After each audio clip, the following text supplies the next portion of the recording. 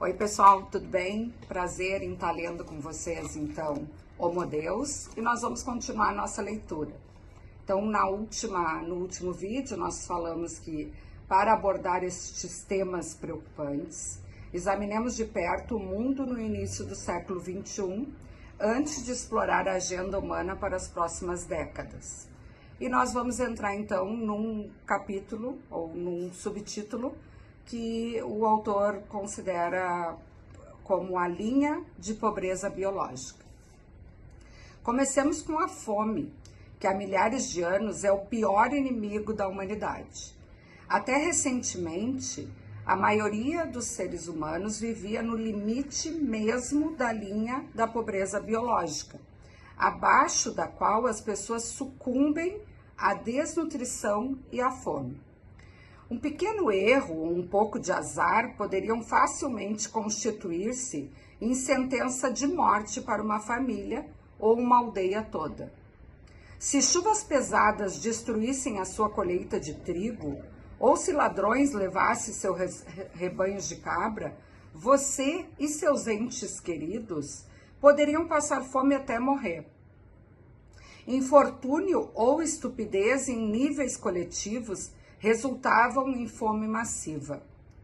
Quando uma seca rigorosa atingia o Egito antigo ou a Índia medieval, não raro 5 ou 10% da população perecia.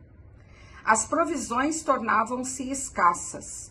O transporte era lento e dispendioso para permitir a importação de comida, e os governos eram fracos demais para salvar a situação. Abra um livro de história e provavelmente vai deparar com relatos terríveis de populações famintas e enlouquecidas pela fome. Em abril de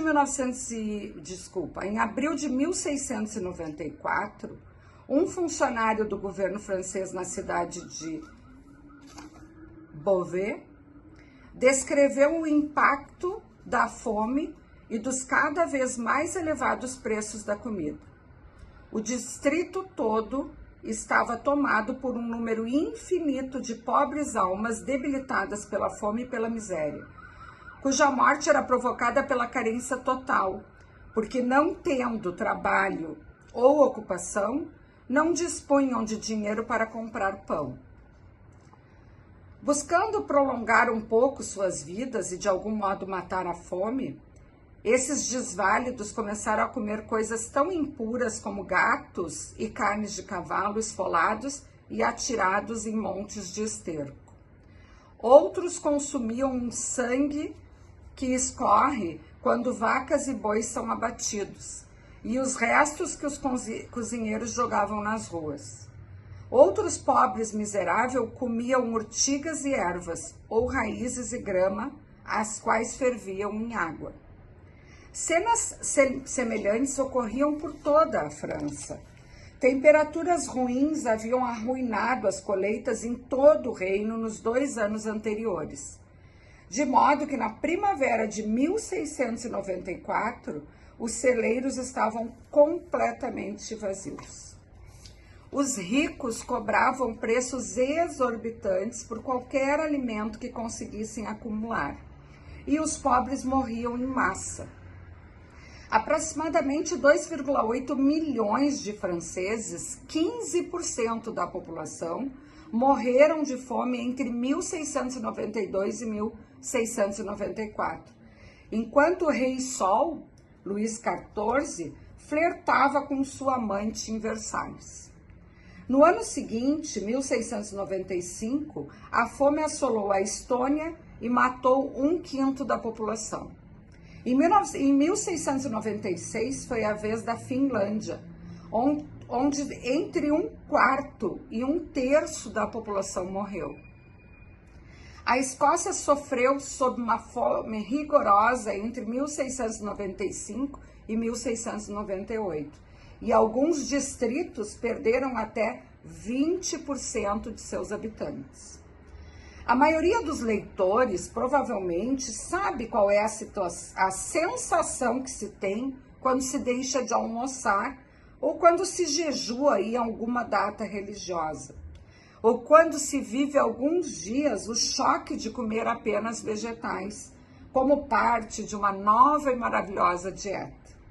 Mas qual é a sensação de não comer durante dias sem ter ideia de onde achar a próxima migalha de comida? De modo geral, hoje em dia, as pessoas não experimentam mais esse tormento excruciante. Nossos antepassados, pobres deles, o vivenciaram bem mais. Quando gritavam a Deus, salvai-nos da fome, era exatamente isso que tinham em mente. Durante os últimos 100 anos, desenvolvimentos tecnológicos, econômicos e políticos criaram uma rede de segurança cada vez mais robusta, que separa a humanidade da linha biológica da pobreza.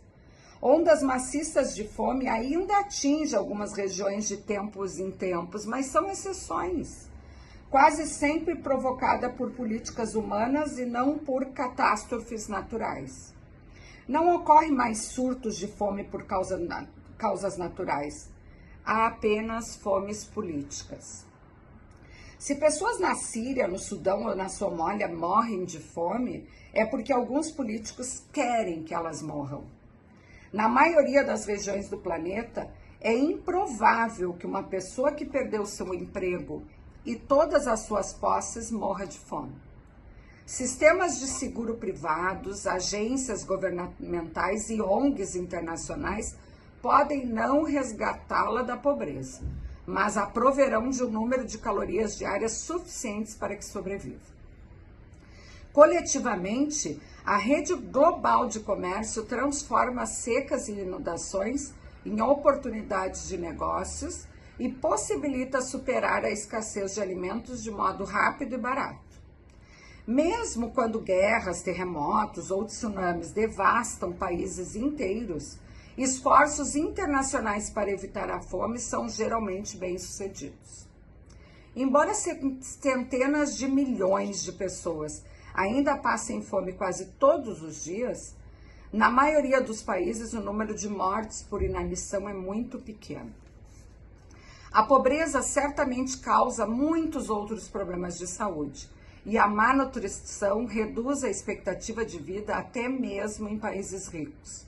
Na França, por exemplo, 6 milhões de pessoas, cerca de 10% da população, padecem de insegurança nutricional.